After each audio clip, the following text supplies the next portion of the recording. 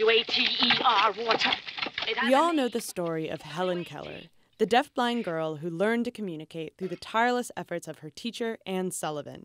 But without the successful mission of another educator, Keller's story and the future of deafblind education would not have been the same.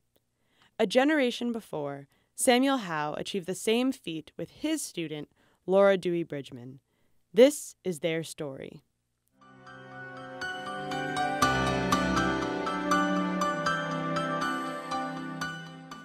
Samuel Howe was a Harvard-educated doctor in the early 19th century and was a passionate advocate for special education at the Perkins School for the Blind. He had innovative techniques for teaching the blind, but he sought a greater challenge to prove the potential of children with disabilities. He found that challenge in Laura Dewey Bridgman. So Laura Bridgman is sort of the secret, and she's fascinating. Born in 1829 to rural New Hampshire farmers, Bridgman preceded Kelleher by nearly half a century. At age 2, she lost her sight and hearing after a bout of scarlet fever. Howe knew her education would be challenging, but he was determined to help.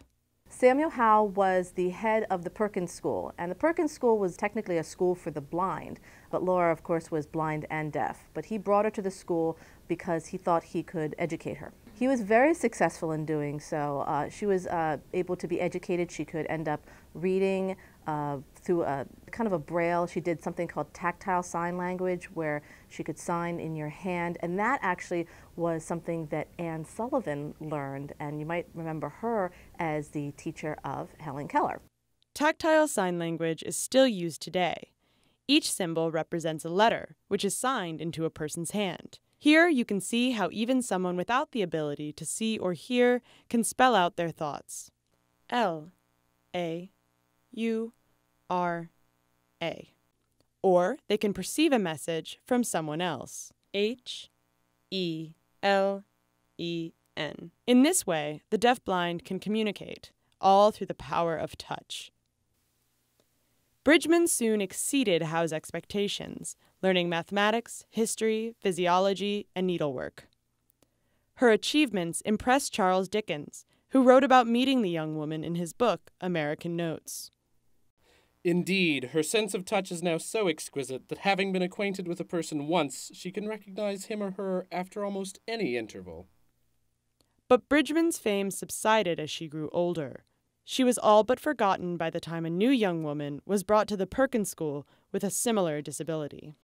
Laura Bridgman was first. She was trained a whole lifetime before Helen Keller. But Helen Keller, for a number of reasons, has remained in our memories. Back when Laura was being educated, she wouldn't have had as many opportunities just on the simple fact that she was a woman that Keller had, when she was graduating college in 1906.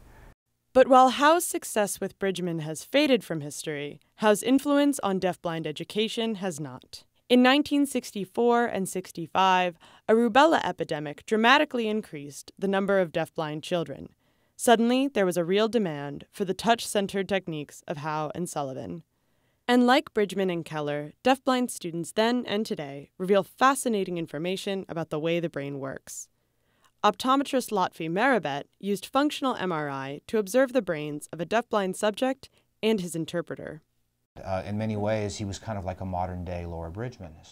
When the deafblind subject communicated with tactile sign language, the images showed activity in the areas of his brain responsible for speech, hearing, and seeing. In contrast, only the speech areas of his interpreter's brain were active while signing. What this shows us is that when you are missing a sense, that part of the brain gets recruited for other functions. And the brain uses all the computational power that it has at its disposal to support the skills and the abilities that that individual needs. And this was a perfect example of that. We always have this idea that you only use 10 or 20% of your brain, and that's probably the biggest misconception in all of neuroscience. You use all your brain all the time. Unlike modern experts, Howe didn't understand what was going on in Bridgman's brain. But against all odds, he succeeded in bringing light into the darkness of her world. Through his efforts, Howe also set the stage for an inquiry into the sensory powers of the mind that would take generations to unfold.